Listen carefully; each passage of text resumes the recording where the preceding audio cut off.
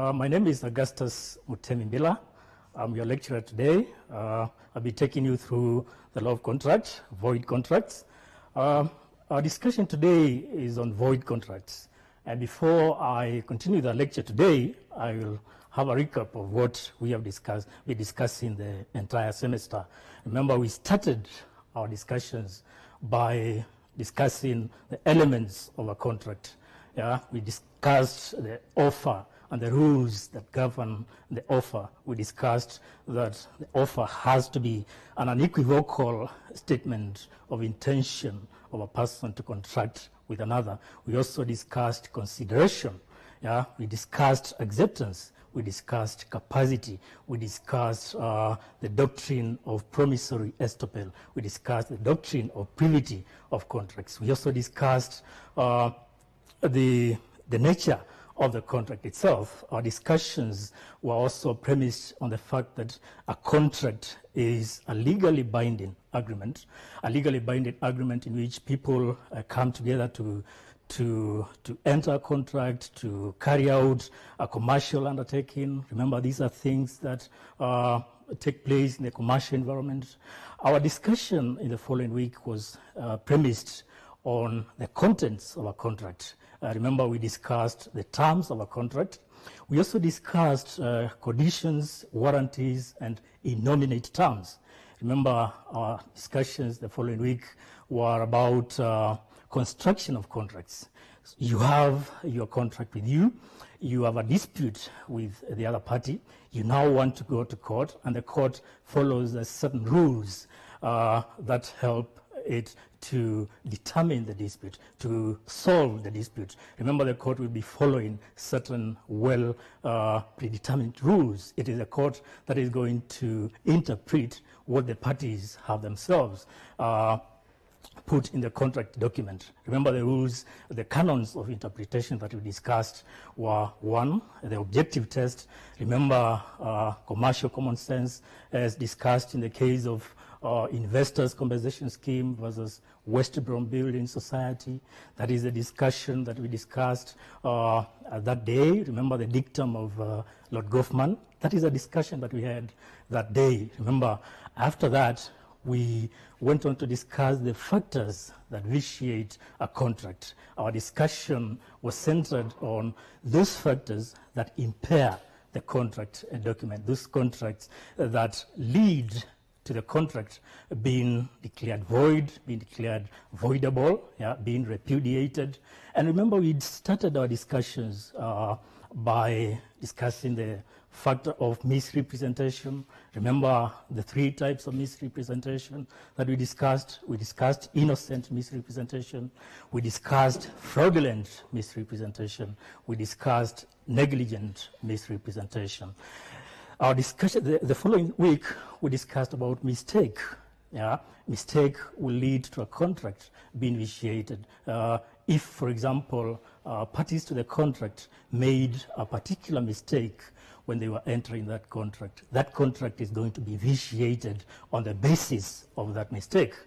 And we discussed several types of mistakes. The first type of mistake is a common mistake. We also discussed mutual mistake. We discussed unilateral mistake. That was our discussion that day. Remember, the second set of vitiating factors that we discussed that day was duress and undue influence. How does duress affect the performance of a contract? Duress has to be duress to the person. Someone threatens your life. Someone threatens to injure you. Yeah, it has to be duress to the person. Remember, we said that duress to goods will not lead to the contract being vitiated, because mere commercial pressure will not lead to the contract being vitiated. It has to be something giving rise to illegitimate pressure and compulsion of the will. Yeah, someone is leading you to enter the contract against your will. They are affecting, infringing your very free will to contract. Remember our discussions on the will theory. We proceeded to discuss undue influence. Yeah? How does undue influence lead to the vitiation of a contract? We discussed that undue influence arises in situations where there is a special relationship. For example, a teacher-student relationship, yeah, a parent-child relationship. We also discussed doctor-patient relationship, so that someone has some sort of influence over the other, and therefore they misuse, they make bad use of that influence that they have, and they mislead this party who has less influence in the contract, so that this person did not enter this contract out of their free will. They were unduly influenced. That is what we are trying to say. We proceeded, the week before we stopped our lectures, face-to-face lectures, we discussed illegality. Yeah? How does illegality affect the performance of a contract? Remember our discussions, the fact that there are two sets of illegality. Yeah, that is what we said. A contract can be illegal at formation, and that contract is going to be void ab initio. Yeah? If this contract is illegal in law, this contract will not be enforced, because for example, there is a law that illegalizes such kind of activities. Parties are getting into a contract, for example, for murder. Yeah? They are agreeing to murder someone, and there is some sort of consideration being paid. That kind of a contract is illegal. Yeah? It cannot be salvaged by the court. It is void ab initio. We also discussed contracts that are illegal at performance. Yeah? Contracts that are illegal as performed. Yeah? So that we have in a contract that is legal at formation, but it is being performed in a manner that is illegal. And could be, it's only one of the parties who is carrying out the illegality. The other person is not to blame, is innocent. So this innocent party can go to the court and file their claim, so they can recover damages. They can recover damages from this kind of contract, because they are not to blame. Yeah, they are not in pari delicto. That is what we said. So our discussion today, and I go through it very, very briefly, is on void contracts, and this is something that we have been mentioning every other day that we met in class. Void contracts. Void contracts are those contracts that are not recognizable by the law. They cannot be enforced, and that is what we said in class. Yeah, so that a contract that is void, it is like it never existed. Yeah, the law does not recognize it. That is what we said in class. Yeah, so that if a contract is void, you cannot file a claim in court for damages, for example, or for any equitable remedies that are available in the law of contract. That contract cannot be enforced. And there are several categories of contracts that are void. Contracts can be void under statute, so that there is a statute, there is an act of parliament that provides for such contracts not to be recognized as legal in nature or as enforceable. So that contracts that are void under statute, there is that particular provision in the statute that provide that such contracts will not be recognizable in law. And we can give the example of Section 8 of the Sale of Goods Act. So that Section 8 provides that if parties to a contract of sale enter a contract for the sale of goods, and unbeknown to them, that those goods have perished without their knowledge. Those goods have already perished. These persons have entered a contract of sale of goods. Let's say they are entering the contract of sale of oranges, sale of bananas, and unknown to them, yeah, these oranges, these bananas have already perished. Such kind of a contract is void, because the subject matter of the contract has been damaged. Contracts can also be void at common law, and there are three categories to that effect. So that if you have contracts that are void at common law, you have contracts to oust the jurisdiction of the court, for example. Parties to a contract enter a contract to, and there's a clause in that contract stating that the court will not solve any dispute that will arise during the performance of this contract. You cannot exclude the court from adjudicating disputes arising from contract, because courts are the arbiters of all disputes arising from citizens. We're guided by the rule of law. You cannot exclude the court from your contract. Such kind of a contract will be declared void at common law. The other set of contracts that are void at common law are contracts prejudicial to the status of marriage. Marriage is a very sacrosanct institution. You cannot enter contracts that are prejudicial to the status of marriage. For example, two people enter a contract that is meant to break up a marriage, for example, and this contract is complete with all the elements of a contract. There is consideration, there's money exchanging hands. Yeah, such a contract that leads to breakage of marriage, such kind of contract that leads to divorce. Yeah, someone is trying to cause divorce in the institution of marriage.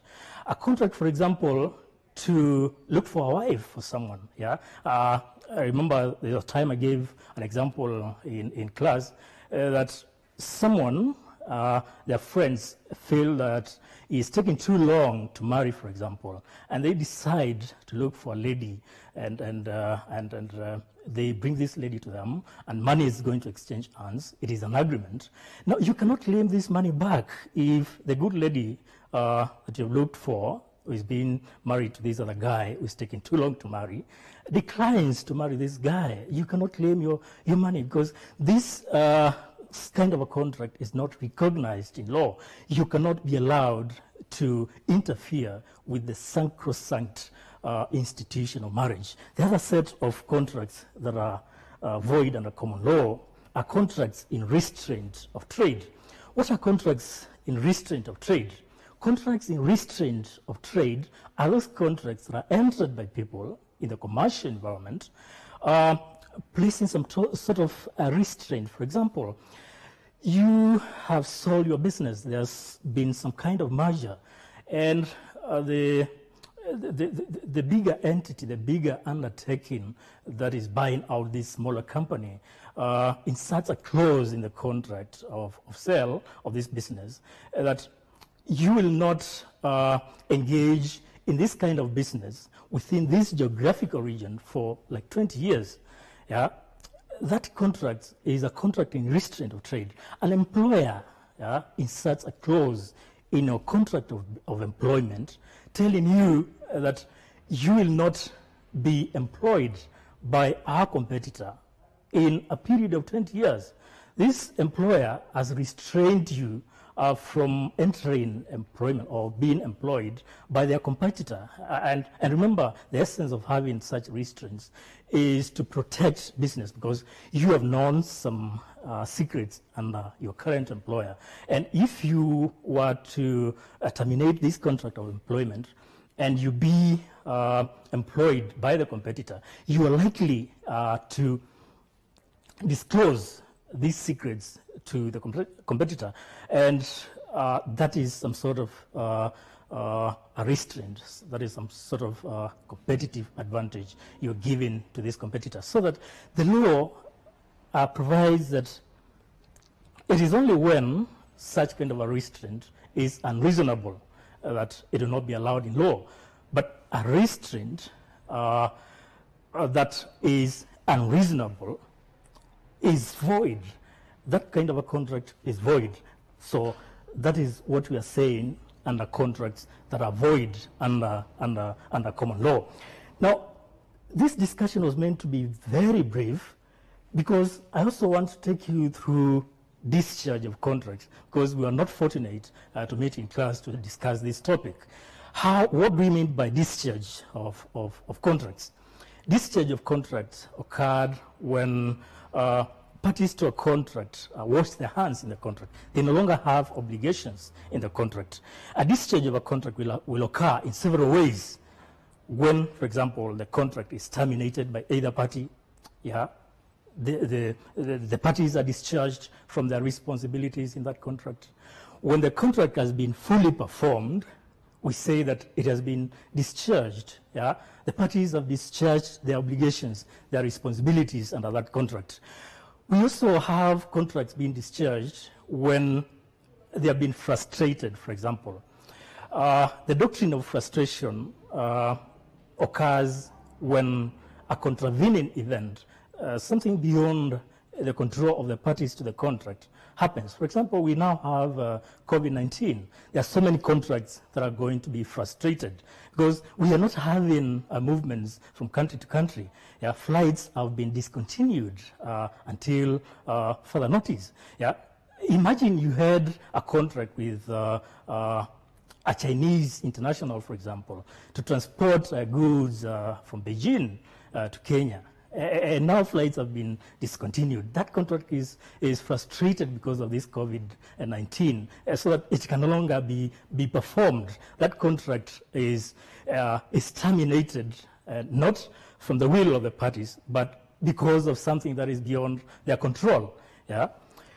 A contract can also be discharged by breach. When one of the parties breaches the obligations under the contract, the other party is discharged because they are going to initiate a claim in court. They are going to claim for damages. They are going to claim for specific performance, for example. And therefore, that contract will stand discharged. It will not be performed after that because the parties have now terminated the contract under breach. A contract can also be discharged as a result of operation of the law. Let's take the example of the law that was passed by the Kenyan government prohibiting the use of plastic paper bags.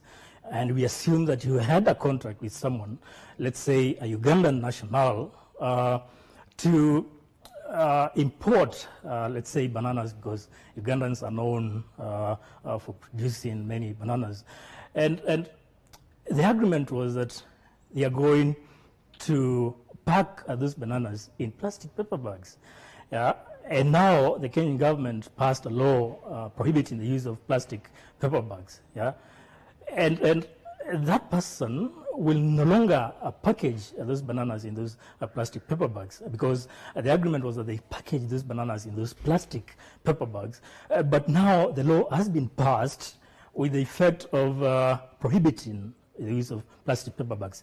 Let us also assume that the contract was for the import of those plastic paper bags that have already been outlawed by the Kenyan government. This contract will not continue because the law has been passed. There is a law in place that provides that plastic paper bags are not supposed to be used within the jurisdiction of Kenya. So such kind of a contract will be discharged by the operation of the law. So that is what we are saying. If we were in class, we would have had a concrete discussion about these things. I remember how you guys usually contribute in my discussions. I remember how the kind of healthy discussion that we usually have in class, you should have been able to get your 10 marks for participation. But now, this is our forum that we're going to use to discuss these things. There's also one last topic that we should have had an opportunity to discuss in class if we were able to do that. The topic of remedies. Remedies is a very important topic in the law of contract. Remember, all along we've been saying that a breach of a contract gives rise to a right on the other party whose rights have been breached, whose rights have been violated, to sue the other party for damages and other remedies that are available under the law of contract. We have all along been mentioning repudiation of the contract, contract being declared void. We have all along been discussing about damages. Now, this is the topic where we discuss remedies. And the remedies have to be directly related to the breach, the doctrine of causation, so that the breach of the contract by the other party has to have directly harmed this party, and the innocent party has now an opportunity to sue the person who has breached the contract in the court of law. Now, the court of law will look at the breach itself. Is it a material breach of the contract, or is it a condition of the contract that has been breached? Is it a warranty? Is it an innominate term? Remember we said that when a condition is breached, it leads to the contract being declared void, because you are having a material term of a contract, a term that is at the heart, that is at the crux of the contract itself being breached. Is it a warranty? Because a breach of warranties will give rise to suing the other party for damages. And now there are two types of remedies that are available for a party whose rights have been breached by the other party. Now, there are damages, there are common law remedies, and there are equitable remedies. So we have common law remedies. On the other hand, we have equitable remedies. Please take note of this. We have common law remedies and we have equitable remedies. Under common law remedies, we have damages only. Yeah? You are seeking to claim damages. You are seeking to claim monetary remedies. In this court, you are seeking compensation. And there are two classes of damages that the court can grant the party whose rights have been breached in a contract. We have nominal damages. Nominal damages arise where the innocent party's rights have been breached, yes, but it is not a material breach. There is no injury that has resulted from this violation of the rights, so that the court will only grant a nominal value of the remedies, so that what the court is going to grant you is only for the breach and not, it is not compensating you for any injury, because you have not incurred any loss, any injury. It is only that your rights have been violated, but there's no injury. The court cannot see any injury. Could be because you have not pleaded your case on a balance of probabilities, and the court cannot see any injury, any damage that you have suffered. Remember the difference between damages and damage. A damage is the injury that you suffer. Damages are what you get as compensation. There's also substantial damages. Substantial damages arise where your rights have been violated and you've also incurred injury. So the court will award you damages for the breach of your rights. Your rights have been violated. It will also compensate you for this injury that you have suffered. For example, you were to transport goods from overseas, yeah, and then when the ship is along the high seas, this other party terminates the contract. You have incurred loss while entering this contract of affreightment with the carriers. You have already paid the carriers to transport these goods. But now, even before you reach the destination, this other guy terminates the contract. How can they do that? You are going to suffer injury, and then you have to ask the court to award you these substantial damages because you have actually suffered injury. This injury, remember, we are talking about the law of contract and not the law of tort. This injury does not have to be injury on your person, on your body. It is injury money-wise. You have undergone substantial loss, and that is what you are trying to tell the court. Now, the other kind of remedies is common law remedies, equitable remedies, and these equitable remedies are at the discretion of the court. You actually have to plead your case, and the court will then look at what remedies are available, and equitable remedies are only going to be awarded where common law remedies, and that is damages, are not sufficient. There are certain injuries that a person can suffer, and monetary award is not sufficient. Yeah? You have suffered so much loss, so much injury, that money alone cannot actually compensate you. Yeah? Your business has been affected, has been largely affected. Yeah?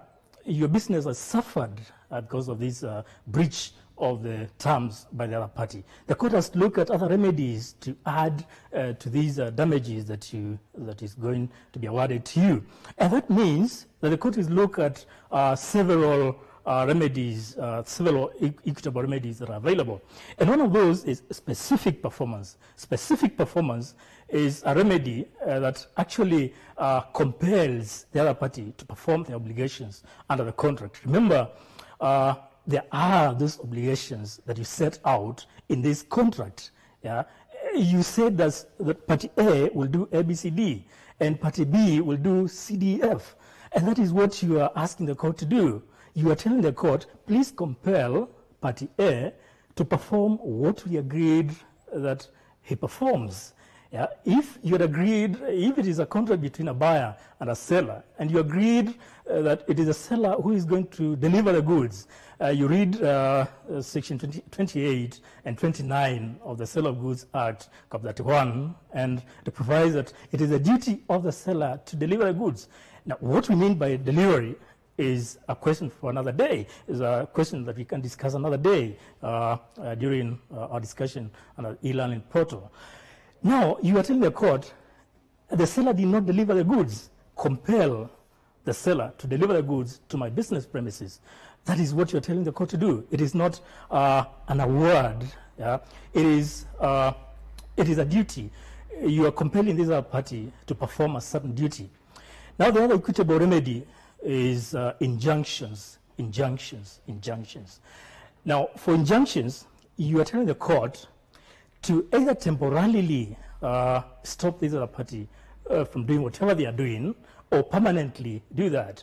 And there are several types of injunctions that you can ask from the court. There's a temporary injunction. In a temporary injunction, you are telling the court to stop this party from doing whatever they are doing, because if they continue doing that and the case is still ongoing, by the end of the delivery of the judgment, you will have suffered irreparable damage. Yeah? This damage that you will have suffered will be irreversible and irreparable.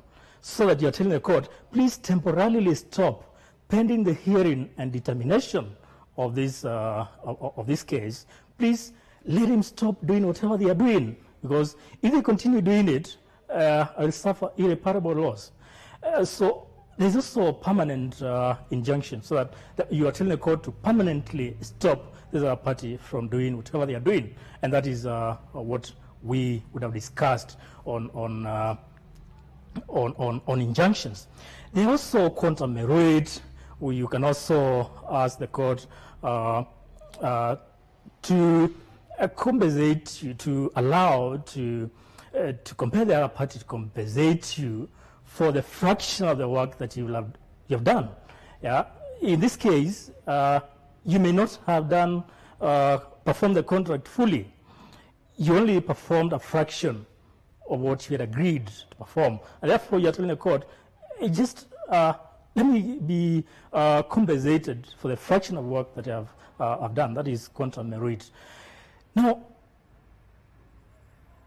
we would have discussed a lot more in this discussion, but now we'll continue this discussion in the e-learning portal. Remember, the university have designed a very interactive e-learning portal that we can continue interacting. Remember, all these materials that I've briefly discussed to you will be provided in your emails and also in the e-learning portal. Please let us meet there and continue with these discussions. And please keep safe. Yeah, you keep distance. Please sanitize your hands. Yeah, please keep safe, because the virus is spreading very fast, and you have an obligation to ensure that we stop the spread of this virus. Please, ladies and gentlemen, let us keep safe. Let us stay at home. Let us break this chain. Let us flatten the curve of transmission, and we are going to conquer this virus. Thank you very much. These televised lectures supplement our robust online learning going on our MKU online platform. You can view more on our televised lectures via our online platform. We are in a digital era, and Mount Kenya University knows this. The following are the steps to follow so as to complete your online application. Download the application form from the website www.mku.ac.ke. Attach copies of your academic certificates and ID. Pay the application fees via M-Pesa pay bill number 270988. Your ID is the account number. 2,000 shillings is the charge for a postgraduate. You can also deposit in the bank accounts provided on the website. Then, email all the above to apply@mku.ac.ke.